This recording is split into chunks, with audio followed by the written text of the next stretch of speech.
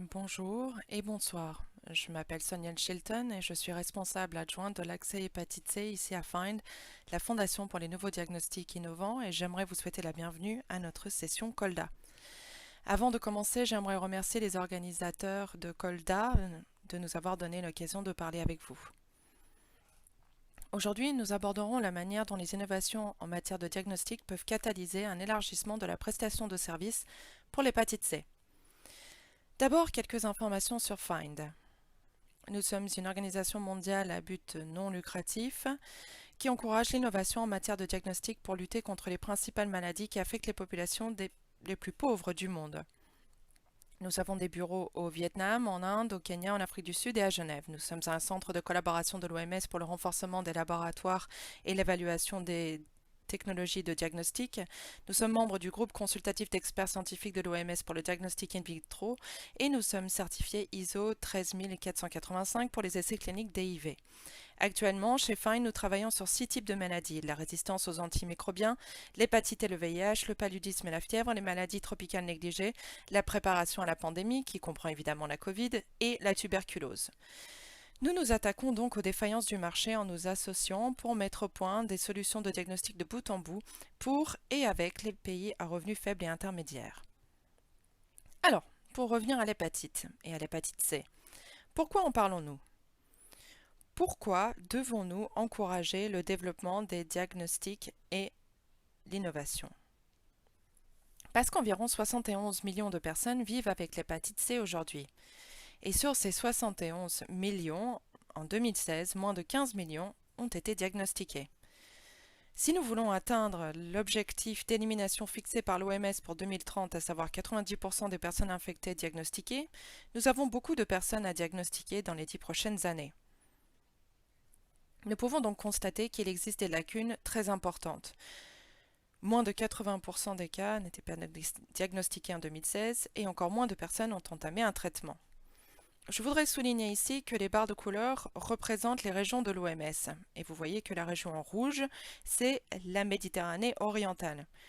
Un grand nombre de personnes infectées, un grand nombre de personnes diagnostiqués qui ont repris leur traitement en guéri, et vous en entendrez peut-être parler dans d'autres présentations de COLDA, mais c'est principalement dû à la riposte nationale de l'Égypte, car ce pays a fait un effort considérable et fantastique pour éliminer l'hépatite C. Maintenant, un petit rappel sur l'algorithme pour l'hépatite C. C'est un processus en plusieurs étapes. Voilà les lignes directrices de l'OMS en la matière et comme vous pouvez le constater, il faut d'abord effectuer un test sérologique qui peut être soit un ELISA, soit un test de diagnostic rapide de qualité assurée. Si vous êtes positif aux anticorps, vous pouvez alors passer à la deuxième étape qui est le test de l'ARN du VHC ou de l'antigène de base du VHC pour confirmation. Ensuite, il faut passer à une stadification du foie, puis traiter avec un régime pangénotypique et enfin procéder à un contrôle de guérison appelé SVR12, c'est-à-dire un test ARN du VHC 12 semaines après la fin du traitement. Donc, que devons-nous faire ? Nous savons qu'il existe un grand nombre de personnes qui vivent avec l'hépatite C et qui n'ont pas été diagnostiquées. Nous devons trouver les millions de personnes qui manquent à l'appel, nous devons les relier au centre de soins et nous devons le faire de manière à optimiser les coûts. Il est important d'optimiser les coûts. Dans tout programme de lutte contre une maladie, le rapport coût-efficacité est important, et il l'est encore plus dans le cas de l'hépatite. En effet, il n'y a aucun grand organisme de financement mondial pour aider les pays à lutter contre l'hépatite C, comme c'est peut-être le cas pour d'autres maladies. Par conséquent, quand les pays décident d'intensifier la prestation de services pour s'efforcer d'éliminer l'hépatite C, ils doivent le financer seuls. Il est donc très important de comprendre comment fournir des services de la manière la plus rentable ou la plus économique possible. Alors, comment pouvons-nous le faire ? Eh bien, nous pouvons envisager un dépistage décentralisé ou basé sur le risque dans les structures où la population se rend déjà pour recevoir des soins, avec un test réflexe pour l'ARN et la stadification du foie et un traitement décentralisé. Quels sont les outils que nous pourrions utiliser pour nous aider à y parvenir ? Eh bien, Find a travaillé avec notre programme Head Start qui vise à éliminer l'hépatite C grâce à l'accès au diagnostic qui est financé par United pour travailler sur différents aspects de la question. La première chose que nous faisons, c'est la recherche et le développement. Nous travaillons donc à catalyser le pipeline pour des technologies de diagnostic du VIH-C nouvelles et innovantes. Nous travaillons également dans les pays pour comprendre comment catalyser au mieux ces projets et études pilotes, une riposte régionale et nationale plus étendue en matière de prestation de services pour l'hépatite C, les prévisions du marché du VHC et le partage des preuves scientifiques. Aujourd'hui, nous allons parler de la partie recherche et développement du portefeuille. Plus précisément, nous allons parler de l'utilisation de la tâche de sang séché pour l'ARN de l'hépatite C. Notre portefeuille va bien au-delà, bien entendu. Alors en quelques mots, nous travaillons sur les technologies moléculaires du VHC dans les lieux de soins. Cela va de la cartouche de prélèvement par piqûre au doigt pour les experts à l'évaluation de la transmission des gènes dans les lieux d'utilisation prévus, en passant par l'optimisation et l'évaluation de l'essai de l'hépatite C pour la technologie Molbio dans les centres de soins. Nous travaillons également sur différents moyens d'améliorer les technologies de dépistage sérologique. Celles-ci vont des études qui comprennent l'évaluation de 13 TDR différents pour une gamme d'échantillons différents, y compris chez les patients co-infectés VIH-HCV, à nos travaux sur l'autotest de l'hépatite C, qui consiste à examiner la faisabilité et l'acceptabilité de l'autotest de l'hépatite C en utilisant à la fois un prototype pour la salive et un prototype basé sur le sang, en plus de la précision du diagnostic, l'analyse, coût-efficacité et les valeurs et les préférences. Pour la DBS, la tâche de sang séché, je vais laisser nos deux éminents orateurs vous en dire davantage, mais je voulais vous dire que nous avons examiné la validation des protocoles des fabricants pour la DBS de l'ARN de l'hépatite C, ainsi que le protocole des fabricants pour l'ELISA de l'hépatite C. Et nous nous penchons également sur les technologies de l'antigène de base de l'hépatite C, en particulier pour comprendre son développement et permettre la mise au point d'un test de diagnostic rapide avec un nouvel antigène de base. Voici une autre façon de voir notre pipeline. Nous avons une sorte de devise, simplification, décentralisation et intégration. Et voilà comment tous nos portefeuilles s'inscrivent dans ce mantra. Nous voulions mettre l'accent sur la DBS avec vous aujourd'hui parce qu'elle offre des possibilités de simplification de l'algorithme de diagnostic. Elle permet la décentralisation du prélèvement d'échantillons au niveau des soins de santé primaires et l'intégration des deux en utilisant des machines qui peuvent déjà exister pour la charge virale du VIH, pour faire la charge virale du VHC, ainsi que l'intégration dans le mécanisme de transport des échantillons pour que la DBS de l'hépatite C puisse potentiellement utiliser les mêmes réseaux de transport d'échantillons déjà établis pour la DBS de la charge virale du VIH. J'ai le plaisir de vous présenter nos deux orateurs d'aujourd'hui. Le premier sera le professeur Claude, qui est professeur de microbiologie clinique à la faculté de médecine et des sciences de la santé de l'Université du Rwanda. C'est l'un de nos co-chercheurs principaux pour l'étude DBS au Rwanda. Il vous parlera des résultats préliminaires de l'étude. Il s'agit d'une étude multi-pays, mais il va se concentrer sur les résultats du Rwanda. Ensuite, nous entendrons le Dr Janvier, qui est responsable du service des IST et des infections sanguines au centre biomédical du Rwanda. Il nous fera donc part de ses réflexions sur la façon dont la DBS pourrait être utilisée pour faire progresser encore davantage l'élimination de l'hépatite C.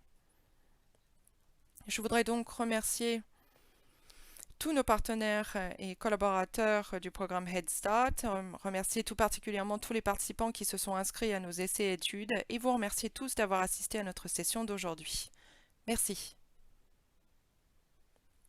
Merci beaucoup de me donner l'occasion de présenter ce travail au nom de nos collaborateurs dans le cadre de cette évaluation clinique multicentre qui vise à évaluer la performance des essais centralisés pour la détection de l'ARN du virus de l'hépatite C à partir d'échantillons de sang séchés.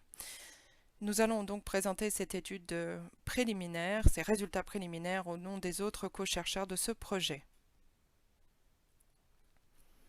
Pour vous replacer dans le contexte, nous savons qu'il existe des lacunes importantes dans le domaine des tests de dépistage du VHC. Comme vous le savez tous, le processus est complexe et se divise en deux étapes. Nous devons d'abord effectuer un dépistage à l'aide de tests d'anticorps. Et une fois le test d'anticorps positif, nous devons également confirmer le résultat en quantifiant la charge virale du VHC. Après avoir complété ce processus complexe, nous avons vu que selon certains rapports, 80% des cas n'ont pas été diagnostiqués en 2016. Nous savons qu'actuellement, la charge virale de l'hépatite C est réalisée par un processus centralisé et la charge virale du plasma VHC est réalisée dans un laboratoire centralisé. Ce type de test pose de nombreux problèmes. Dans la plupart des pays à revenus faibles ou intermédiaires, où le réseau de transport des échantillons est très faible et où les ressources pour la préparation du plasma sont limitées, où il n'y a pas de centrifugeuse et où de nombreux autres problèmes se posent du fait que le plasma se trouve dans le laboratoire central. Mais je pense que cette centralisation de la charge virale du plasma VHC nous offre également des possibilités, car il est possible d'intégrer tous les tests de maladies comme l'hépatite B et le VIH, et cela présente également un avantage économique, une économie d'échelle, lorsque l'on a la possibilité de réaliser un grand nombre de tests. Et je pense que la DBS offre de très bonnes solutions, car en utilisant ces taches de sang séché, DBS, dans le cas du plasma, ça peut permettre de la décentralisation des collectes d'échantillons. Et ces échantillons de DBS peuvent être prélevés à partir d'une piqûre au bout du doigt et à partir de sang veineux. Et nous savons qu'il n'y a pas d'exigence de chaîne du froid pour préparer la DBS et l'utilisation des DBS semble réduire fortement les coûts associés à l'hépatite C. Ces échantillons de sang séché peuvent également être utilisés pour la recherche d'anticorps pour le dépistage du VHC et peuvent aussi être utilisés pour les tests d'ARN et le génotypage, même si certains régimes d'antiviraux à action directe, DAA, ne requièrent pas l'utilisation du génotypage dans certains cas. Les tests de dépistage de l'ARN du VHC par DBS ont été jugés précis dans de nombreuses recherches antérieures avec une sensibilité globale d'environ 98% et une spécificité de 98%. Mais ces études d'avancement présentent bien sûr des lacunes dans la mesure où la plupart des plateformes utilisées dans ces évaluations étaient internes et faisaient appel à des méthodes commerciales.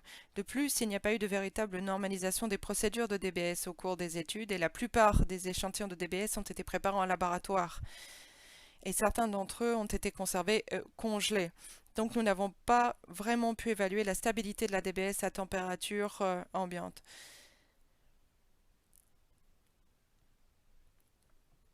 C'est pourquoi, avec le soutien de FIND, ce projet a été conçu pour vraiment compléter ces études avec des rapports qui évaluent la performance diagnostique de la charge virale du VHC à partir d'échantillons de DBS qui ont été collectés par piqûre au bout du doigt et par phlébotomie pour les comparer à la charge virale du VHC du plasma Abbott. Nous voulions également évaluer la performance diagnostique de la charge virale du VHC à partir d'échantillons de DBS et de cartes de séparation du plasma par rapport aux mêmes essais utilisant la charge virale du VHC de Roche 4800 et du plasma hologique. Pour cette étude, le laboratoire central et le laboratoire national de référence en Australie Nous voulions également évaluer la performance de 3 essais centralisés de charge virale du VHC à partir d'échantillons de plasma par rapport à la performance des tests de charge virale du VHC Roche-Cobas 6800. Mais dans cette présentation, nous nous concentrerons sur le premier objectif, à savoir l'évaluation de la performance diagnostique de la charge virale du VHC à partir d'échantillons de sang prélevés par piqûre au doigt et par phlébotomie par rapport à la charge virale du VHC du plasma Abbott. Cette étude est actuellement réalisée sur de nombreux sites dans de nombreux pays. En Grèce, c'est la Société scientifique hellénique pour l'étude du sida et des maladies sexuellement transmissibles qui réalise l'étude. Au Cameroun, c'est le Centre Pasteur du Cameroun qui la réalise. En Géorgie, c'est le Centre national de lutte contre les maladies et pour la santé publique. Et au Rwanda, le projet est mis en œuvre par l'hôpital militaire de Kigali, la capitale. Le laboratoire central, où nous envoyons des échantillons pour d'autres comparaisons, c'est le laboratoire national de référence en Australie, à Melbourne. Au cours de cette évaluation, de nombreuses plateformes sont utilisées. Par exemple, au Cameroun, en Géorgie, en Grèce et au Rwanda, nous utilisons la plateforme Abbott M2000 RT pour la DBS et la même plateforme est également utilisée pour le plasma dans le LNR d'Australie. Le Roche-Cobas 6800 pour la carte de séparation du plasma et la DBS est utilisée en Australie, au laboratoire de référence national, et le Roche-Cobas 4800 est également utilisé pour la carte de séparation du plasma en Australie. Hologic USA est également utilisé en Australie sur la DBS. Voilà donc les différentes plateformes que nous utilisons dans le cadre de ce projet. Quant aux populations étudiées, nous avons des participants qui sont recrutés au Cameroun, en Géorgie, en Grèce et au Rwanda, comme je l'ai déjà expliqué, et tous les individus qui ont atteint l'âge adulte, tel que défini par les réglementations nationales, et qui sont capables de comprendre la portée de l'étude et de donner leur consentement éclairé, sont recrutés dans cette population pour cette étude. Nous avons 3 groupes de populations différents dans cette étude. Dans le premier groupe, nous avons inclus tous les individus ayant des anticorps anti-VHC positifs, et une partie du groupe était également composée de patients ou d'individus qui étaient à risque de contracter le VHC, et une partie de la population était un groupe de patients ou d'individus exposés au traitement VHC. Pour les échantillons, nous avons commencé par sélectionner les participants et une fois cette étape complétée, le participant a reçu un consentement éclairé et nous avons prélevé différents types d'échantillons qui ont été collectés dans le cadre du projet. La DBS qui a été prélevée à partir du sang capillaire ainsi que le DTA. Comme vous pouvez le voir sur cet organigramme, nous avions un certain nombre de cartes DBS, 6 qui ont été collectées à partir du sang capillaire et une carte de séparation du plasma a été sélectionnée à partir du sang capillaire et parmi ces échantillons, nous avons utilisé l'une des cartes DBS collectées pour la charge virale Abbott.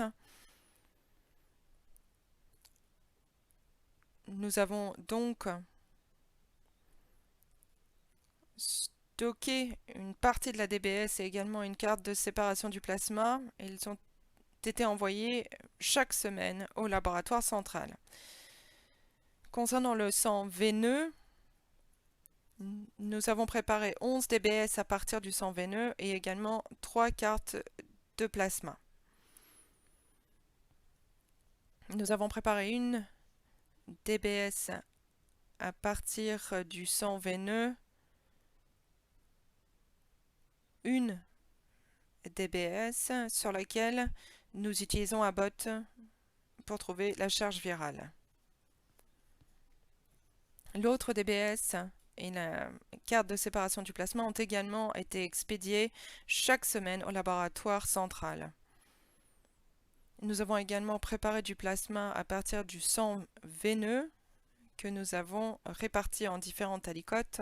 Certaines alicotes ont également été testées pour Abbott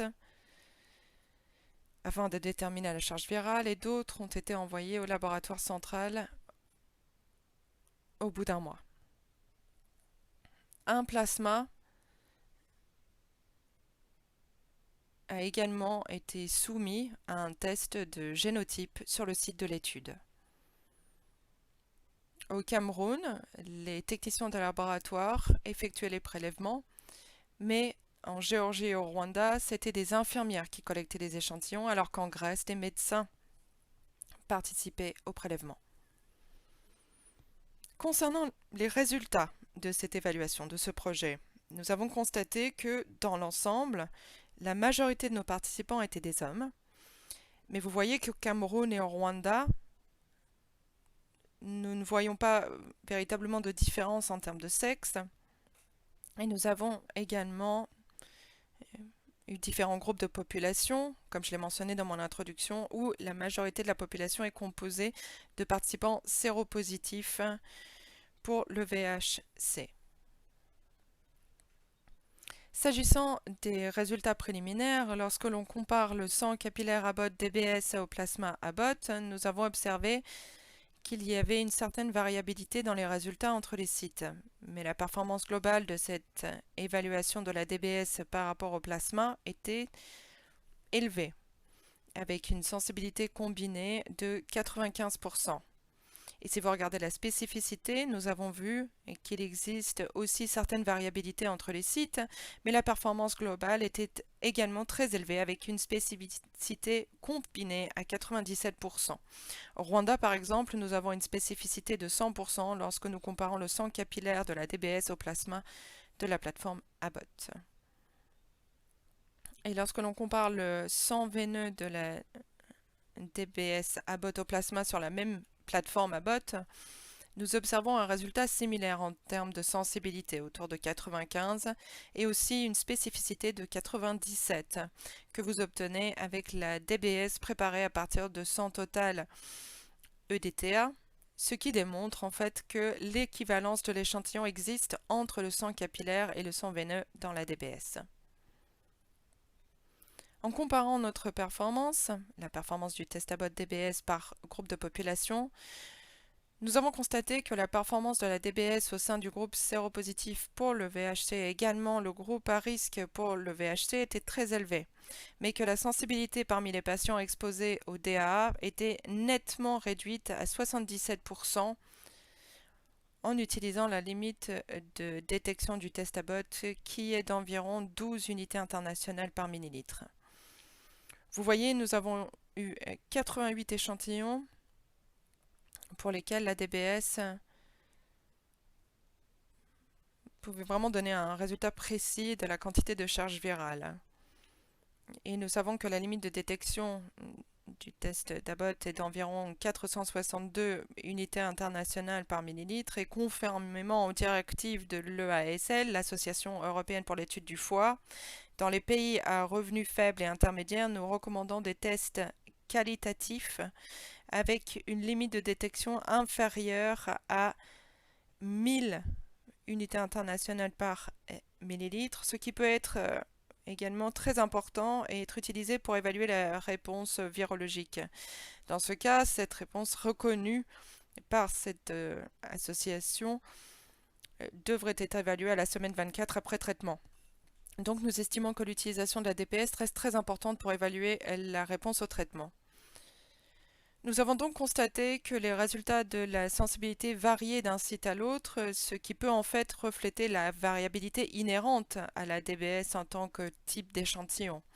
Nous avons également observé une très grande spécificité chez les personnes expérimentées en DAA, ce qui confirme que la DBS peut être utilisée en toute sécurité pour confirmer la guérison et également que la DBS peut être utilisée à la place du plasma pour une réponse durable de la charge virale après 12 semaines pour identifier un échec du traitement avec un faible niveau de virémie.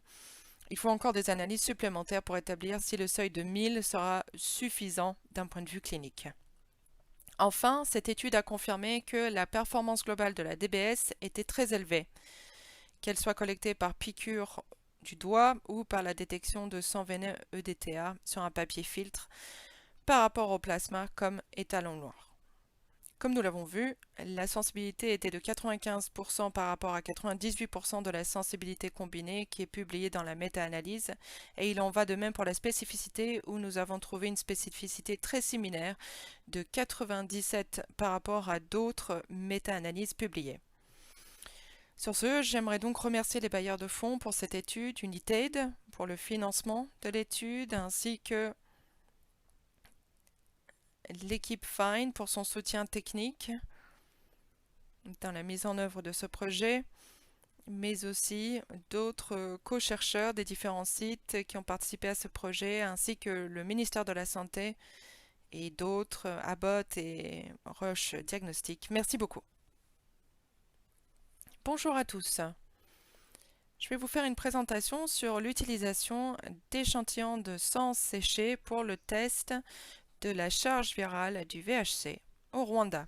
Je suis le Dr Janvier Serumondo, directeur de l'unité des infections sexuellement transmissibles et autres infections transmises par le sang au Centre biomédical du Rwanda. Je vais commencer par un bref historique de la gestion de l'hépatite virale au Rwanda. Le programme sur l'hépatite a été créé en 2011 par le ministère de la Santé. Cela a été suivi par la création du groupe de travail technique national en 2012, l'élaboration de lignes directrices nationales pour la gestion de l'hépatite en 2013, le dépistage et le traitement des premiers patients en 2015, le dépistage, les campagnes de dépistage de masse en 2017, et enfin le lancement du plan d'élimination du VHC en 2018.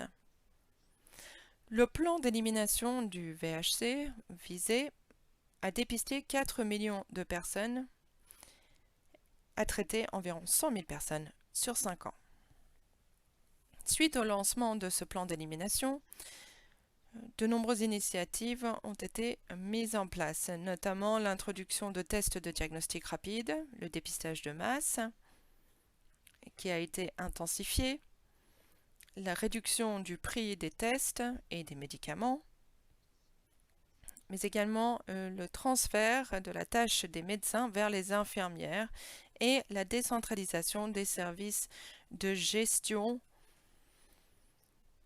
des hépatites des établissements de santé de haut niveau vers ceux du bas niveau. Jusqu'à présent, 3 900 000 personnes ont été dépistées pour le VIH le VHC et 25 000 sont en cours de traitement.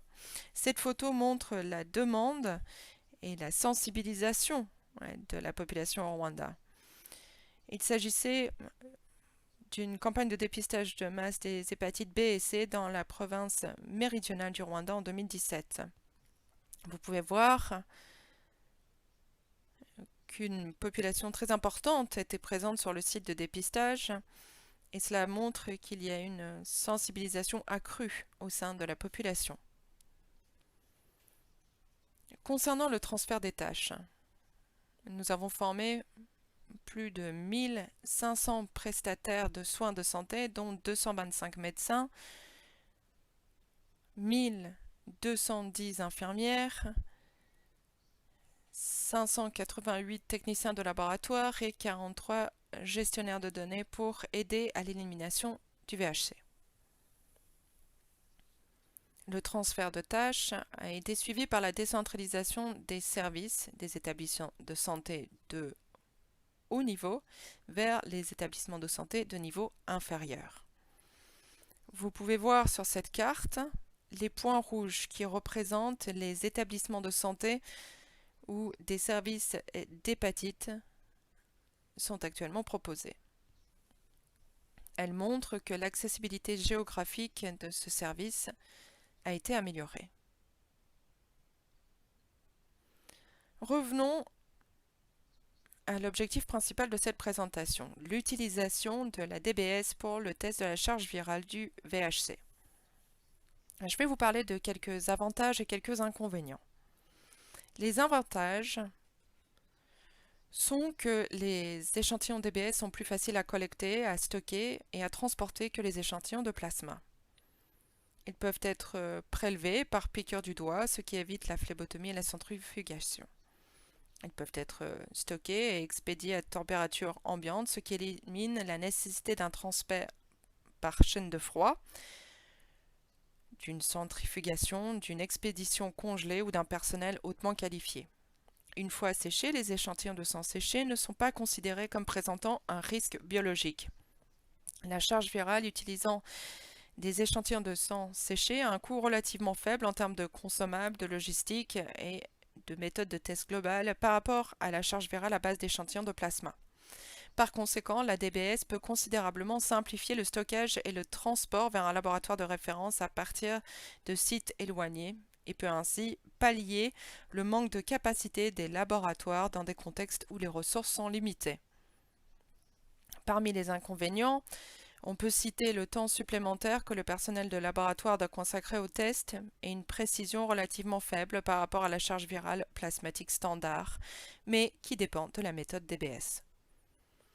En conclusion, au vu des multiples avantages de la technique DBS, les responsables et le personnel technique doivent analyser la possibilité d'utiliser la méthode DBS à grande échelle pour tester non seulement le VHC, mais également les échantillons de charge virale du VIH et du VHB. On espère que les études en cours comparant la charge virale du VHC à l'aide de la technique DBS et d'échantillons de plasma menées en collaboration avec la FIND fourniront des orientations et des recommandations pour l'utilisation de la méthode DBS dans les tests de charge virale du VHC. Je tiens à remercier le gouvernement du Rwanda par l'intermédiaire du ministère de la Santé, les organisations nationales et internationales, les partenaires, les sociétés pharmaceutiques et les individus pour le soutien qu'ils ont apporté jusqu'à présent au programme de lutte contre l'hépatite